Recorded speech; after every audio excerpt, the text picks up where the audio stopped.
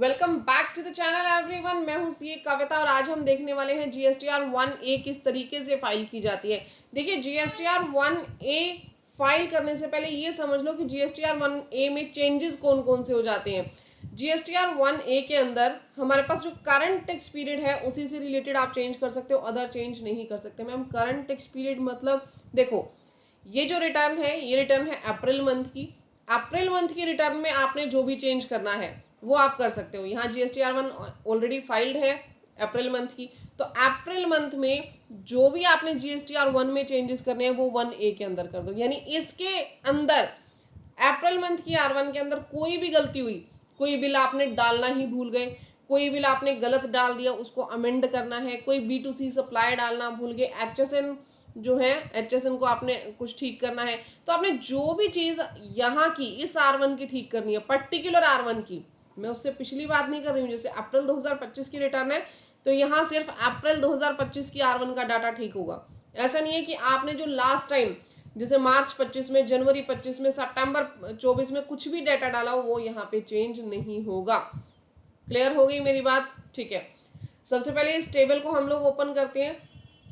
इसको ओपन करने के बाद ये देखिए, ये आपके पास डाटा ओपन हो गया। यहाँ पे जब इसको आप ध्यान से देखोगे, कंप्लीट जो ये है ये R1 की तरह ही दिखती है। यहाँ पे अमेंडमेंट रिकॉर्ड की भी टेबल है, आप कुछ अमेंड करना चाहो अमेंड कर सकते हो। यहाँ पे B2B, B2C export, B2C other सब सप्लाईज की टेबल है। तो मैम इसको फाइल कैसे करना है? सबसे पहले मेरी बात ध्यान से सुनना। आपके पास दो तरीके की गलतियां हो सकती हैं। अब एक गलती तो आपके पास क्या हो सकती है कि आपने अप्रैल मंथ का कोई भी एक बिल था, अप्रैल मंथ का कोई भी बिल था, वो बिल आप एंटर करना ही भूल गए, आपने कहीं एंटर किया ही नहीं, या फिर कोई भी क्रेडिट नोट या डेबिट नोट था आपने एंटर किया ही नहीं, नील रिटर्न थी, एग्जाम्प्ट रिटर्न, एग्जाम्प्ट आपकी सेल थी, आपने कहीं भी एंटर किया ही नहीं। एक तो मिस्टेक आपकी ये हो सकती है, मेरी बात समझ में आई? आपने किसी भी चीज़ को एंटर ही करना भूल गए। सेकेंड मिस्टेक आपकी क्या हो सकती है कि आपके पास एक बिल था, बिल नंबर 37 फॉर एग्जाम्पल, आपके पास क्या था? Bill number 37। वो बिल नंबर 37 था 1 लाख रुपीज़ का। वो बिल नंबर 37 कितने का था? 1 लाख रुपीज़ का। बट आपने गलती से उसे लिख दिया 10,000 का। आपने गलती से उसे कितने का लिख दिया? 10,000 का। टैक्स आपने 1 लाख के ऊपर लगाना था, 18,000 रुपये लगा दिया आपने, 1,800 रुपये। यहाँ पे आपकी कितनी वैल्यू आ गई? 11800,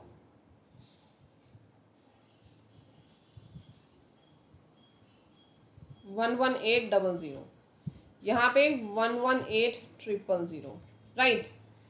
अब आपने यहाँ पे क्या किया? यहाँ पे बिल तो दिखा दिया लेकिन बिल की अमाउंट गलती से गलत डाल दी, टैक्सेबल वैल्यू गलत डाल दी। मेरी बात ध्यान से सुनिए, टैक्सेबल वैल्यू आपने यहाँ पे गलत डाल दी। तो अमेंडमेंट के अंदर आप लोग ये चेंज भी दिखा सकते हो कि आपने बिल नहीं दिखाया था, अमेंडमेंट के अंदर इसको भी दिखा सकते हो। लेकिन दिखाएंगे कैसे वो ध्यान से समझना। जो बिल आपने कहीं भी दिखाए नहीं है, देखो ये मेरे पास जो फॉर्मेट है मैंने यहाँ पे स्क्रीनशॉट ले लिया। ये मेरे पास क्या है? GSTR 1A। ये मेरे पास क्या है? GSTR 1A। एक तो ये वाली टेबल्स हमारे पास आती हैं, सेकेंडली ये 9A, 9B, 9C ये वाली टेबल्स हमारे पास आती हैं। जो आपके पास टेबल्स ऊपर दे रखी हैं, जो हमारे पास ये वाली टेबल्स दे रखी हैं, ये जो टेबल्स हैं अदर देन 9, इन टेबल्स में कौन सा डाटा दिखाओगे जो अभी तक कहीं नहीं दिखाया? जिस डाटा को आपने कहीं शो नहीं किया R1 में, R1 में आपने दिखाया ही नहीं है, वो डाटा कहाँ जाएगा? इन टेबल्स में। बट जो डाटा आपने दिखा दिया था, जो डाटा आपने दिखा दिया था, R1 में फाइल कर दिया था बट रोंग फाइल किया था, that was filed wrongly in R1, तो वो डाटा आपके पास यहाँ जाएगा। मेरी बात समझ में आई? जो बिल नंबर 37 मैंने गलती से गलत दिखा दिया था वो आपके पास यहाँ अमेंड होगा। अगर कोई B2C लार्ज इनवॉइस आपने गलत दिखाया वो यहाँ अमेंड होगा। अगर कोई एक्सपोर्ट के इनवॉइसेस में गड़बड़ हुई है तो वो यहाँ अमेंड होगी। आपने दिखा दी एक्सपोर्ट इनवॉइसेस लेकिन गलत दिखा दिया वो इनवॉइस, यहाँ अमेंड करो। डेबिट क्रेडिट नोट गलत दिखा दिया रजिस्टर्ड का, यहाँ अमेंड करो। यानी जो भी डाटा आपने दिखा दिया, आपने फाइल कर दिया R1 में, अब उसको ठीक करना चाहते हो, करेक्ट करना चाहते हो, तो वो यहाँ पे इस टेबल में करेक्ट होगा। इन सभी टेबल्स में डिपेंड करता है, एक्सपोर्ट का इनवॉइस है तो भैया यहाँ कर देना, अमेंडमेंट अगर आपको रजिस्टर्ड डेबिट क्रेडिट नोट में करनी है यहाँ कर देना, अनरजिस्टर्ड का डेबिट क्रेडिट नोट है यहाँ कर देना। आपके पास ऊपर लिखा हुआ है कि वो कौन सी चीज़ की अमेंडमेंट है।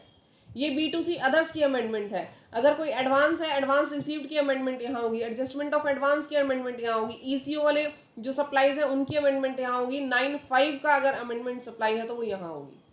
बट अगर मैम दिखाना ही भूल गए तो उसके लिए आप लोगों के पास ये वाली टेबल्स हैं। B2B का कोई भी बिल नहीं दिखाया, मैं प्रैक्टिकली भी दिखाऊंगी अभी आप लोगों को, लेकिन थियोरेटिकली भी अच्छे से समझ लो। B2B का कोई भी इनवॉइस आपने नहीं डाला, यहाँ डाल दो। जैसे R1 के अंदर डालते ना वैसे ही आपके पास ये वाली सब टेबल्स है। R1 के अंदर जैसे हम फाइल करते थे, जो भी बिल आपका credit note, debit note, B2C supply, nil rated supply, कुछ भी, even adjustment of advances, ECO की सप्लाई, कुछ भी अगर रह गया जो R1 में कहीं दिखाया ही नहीं, वो यहाँ पे इस टेबल में दिखा देना। ध्यान रखना, गलत दिखा दिया तो वो डबलिंग हो जाएगी, फिर अगले महीने ठीक करते फिरोगे। जो कहीं भी नहीं दिखाया R1 में वो आपके पास यहाँ जाएगा। ठीक है, अब सवाल ये उठता है कि मैम मैंने वैसे ये कंसेप्ट पहले बता दिया, लेकिन मैं फिर से दोबारा क्लियर कर रही हूँ।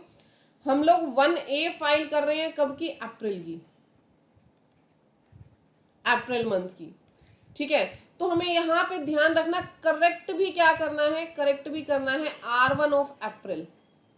यहाँ पे जितने भी बिल्स दिखाएंगे आप, यहाँ पे जो भी बिल्स पेंडिंग रह गए, बाय चांस मार्च का बिल पेंडिंग रह गया मैम, मार्च 2025 का, वो यहाँ पे दिखा दूँ B2B में? नहीं, यहाँ पे नहीं दिखाना, वो अगले मंथ की R1 में दिखा देंगे। मैं वो भी आपको बता दूंगी कि लास्ट टाइम की करेक्शंस को कैसे करना है नेक्स्ट वीडियो में।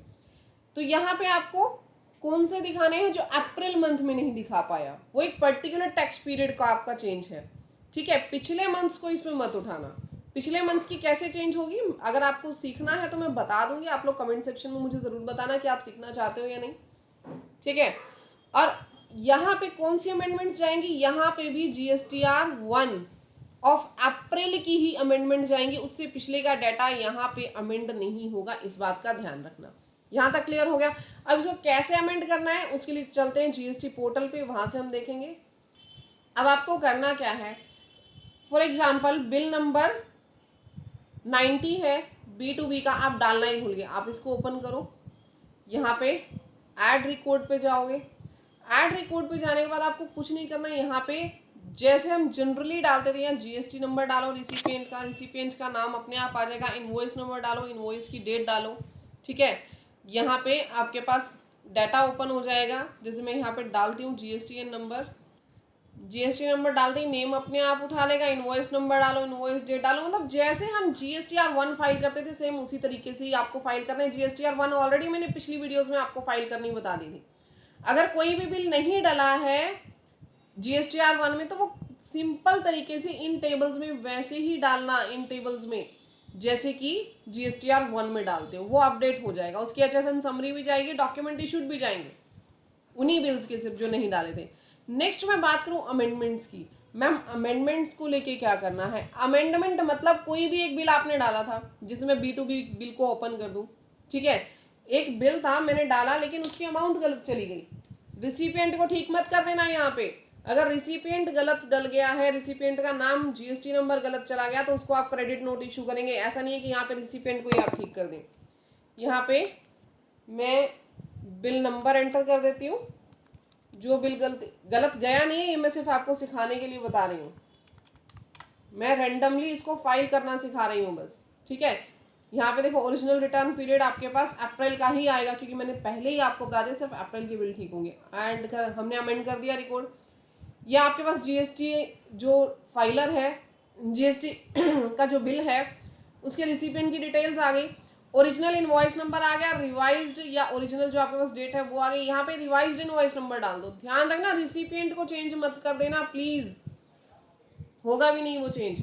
रिवाइज्ड इनवॉइस नंबर यहाँ डालना, डेट में कोई चेंज है डेट यहाँ डाल दो, इनवॉइस वैल्यू में कोई चेंज है वो डाल दो, POS में भी अगर चेंज है। POS मतलब क्या होता है बताओ जल्दी। POS मतलब place of supply, place of supply में भी चेंज है तो आप यहाँ पे चेंज कर सकते हो इस चीज़ को। देन आपको यहाँ पे रेट ऑफ प्रोडक्ट अगर चेंज है, जैसे 18% की ना होके 5% की प्रोडक्ट थी, 12% की प्रोडक्ट थी, वो भी आप चेंज कर सकते हो। मेरी बात समझ में आ गई यहाँ से? तो इस बिल में जितने भी चेंजेस हैं वो आप चेंजेस कर सकते हो। चेंज करके आपने यहाँ पे सेव के बटन पे क्लिक कर देना है। मैं सेव नहीं कर रही हूँ क्योंकि हमारे कोई भी ऐसे चेंजेस है नहीं। देन अगर इनमें से किसी भी चीज़ में अमेंडमेंट हो आप यहाँ पे फाइल कर सकते हो। फॉर एग्जाम्पल मैं यहाँ पे क्रेडिट नोट था एक, उसको अमेंड करके दिखाती हूँ कि क्रेडिट नोट है, क्रेडिट नोट में आपकी कोई भी अमेंडमेंट है, डेबिट नोट में कोई भी अमेंडमेंट है, यहाँ पे क्रेडिट नोट का नंबर आपको डालना है, डाटा अपने आप आ जाएगा ऑटोमेटिकली। ये डाटा आपके पास ओपन हो गया। यहाँ पे ओरिजिनल नंबर आपके पास दिया हुआ है, ओरिजिनल डेट आपके पास दी हुई है, क्रेडिट नोट नंबर आपके पास दिया हुआ है। यहाँ रिवाइज डेट आपको डालनी है, रिवाइज नंबर डालना है, वैल्यू अगर चेंज है वैल्यू डालो। यहाँ पे जो भी अदर चेंजेस है यानी टैक्सेबल वैल्यू जिस रेट में आनी चाहिए वो डाल दो। जो भी चेंज है आप इसमें कर सकते हो other than name of the party and GST number of the party. जो भी चेंज है उसको करके आपने यहाँ पे सेव के बटन पे क्लिक कर देना है, बिल प्रोसेस हो जाएगा आपका। जितने भी चेंजेस आपने करने हैं वो सब यहाँ पे कर लेना। देन जनरेट समरी पे क्लिक कर देना और सिंपल उसी तरीके से ये रिटर्न फाइल कर देना जैसे आप GSTR 1 फाइल करते थे। बट आप लोगों का एक क्वेश्चन और हो सकता है कि मैम ये जो GSTR 1A है इसका जो ITC है वो ITC कब अपडेट होगा? क्या इसी 2B में, अप्रैल की 2B में वो ITC चला जाएगा? नहीं, अप्रैल की 2B में ITC नहीं जाएगा, ये आगे मई की 2B में जाएगा। मैम ये तो गड़बड़ हो जाएगी, मई की 2B में ITC जाएगा। देखो ऐसा है, अगर मैं बात करूं ITC की, 11 तक आपने जो GST रिटर्न फाइल की, जितनी भी GSTR 1 आपने फाइल की, कब तक? 11th ऑफ नेक्स्ट मंथ तक, वो हमारे पास टाइमली अपडेट हो जाती है सेम मंथ की GSTR 2B में। सेम मंथ की GSTR 2B में 2B आपके पास स्टैटिक है, 2B चेंज नहीं होती।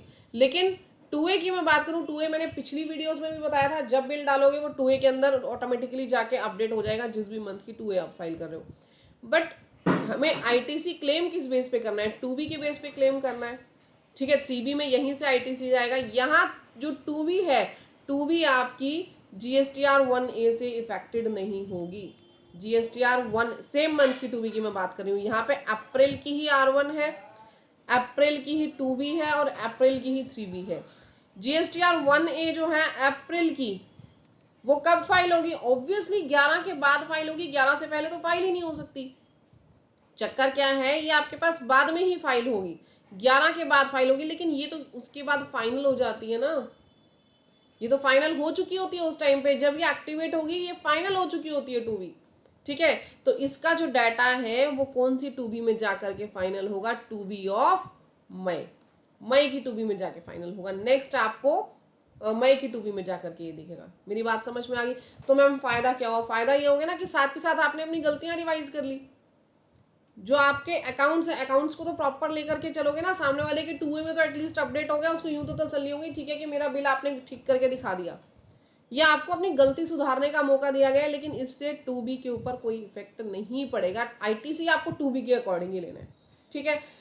GSTR 1A में ऑलमोस्ट चीज़ें मैंने आपको बता दी। अगर आपको और भी कोई डाउट्स हैं तो कमेंट सेक्शन में पूछ लेना, मैं ज़रूर से ज़रूर आप लोगों को जवाब दूंगी। कोई भी दिक्कत हो, कोई भी डाउट्स हो, सभी डाउट्स मैं आप लोगों की क्लियर करूंगी।